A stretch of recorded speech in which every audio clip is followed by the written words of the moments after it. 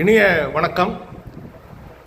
வளைகுடா போர் காரணமாக எரிவாயு சிலிண்டர் பற்றாக்குறை ஒரு புறம், அதனால் உணவகங்கள் மூடப்படக்கூடிய சூழ்நிலை அல்லது விறகு அடுப்பை பயன்படுத்தும் சூழ்நிலை ஒரு புறம். இன்னொரு புறம், இன்று தமிழ்நாடு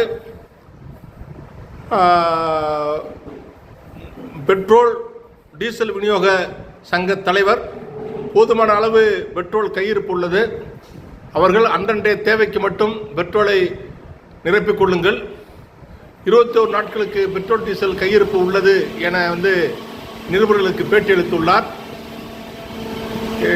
ஒரு வளைகுடா போர் நடக்கும் பொழுது, சிலிண்டர் பற்றாக்குறை இருக்கும் பொழுது, இப்போ இங்கே வந்தவங்கலாம் பார்த்தீங்கன்னா இந்த டூ வீலர்காரங்களாம் டேங்க் எவ்வளோ பிடிச்சிரும், அதிகபட்சம் டேங்கை ஃபில் பண்ணி விட வேண்டியதுன்னா ஃபில் பண்ணி விட்டால் ஏன் வராங்க, அப்புறம் எங்கே நாங்கள் இப்போ கேனில் இல்லைன்னு சொல்லுங்கள், கேனில் கொடுக்க முடியாது சொல்லுங்கள், டேங்கை ஃபில் பண்ணி விடுங்க. டேங்கை ஃபில் பண்ணி விட்டிங்கன்னா எந்த பிரச்சனையும் கிடையாது, சரிங்களா? ஒரு மகிழ்ச்சியான செய்தி. இந்திய எண்ணெய் கப்பலுக்கு அந்த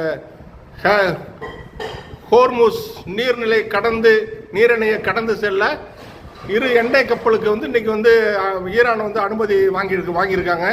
நம்ம ஈரானுக்கு ஆதரவு கொடுக்கல, சப்போர்ட் பண்ணலன்னு சொன்னாலும் அவங்க மனிதாபிமானத்து மேலே இந்தியா உள்ள நல்லுறவை அதிகப்படுத்துறதுக்காக அந்த நீரிணையை கடந்து செல்றதுக்கு 2 கப்பலுக்கு அனுமதி, இந்திய கப்பலுக்கு அனுமதி கொடுத்துருக்காங்க. அதனால் கூடிய விரைவில் இந்த மக்களுடைய பிரச்சனைகள் தீரும் என நம்புகிறேன். நன்றி, வணக்கம்.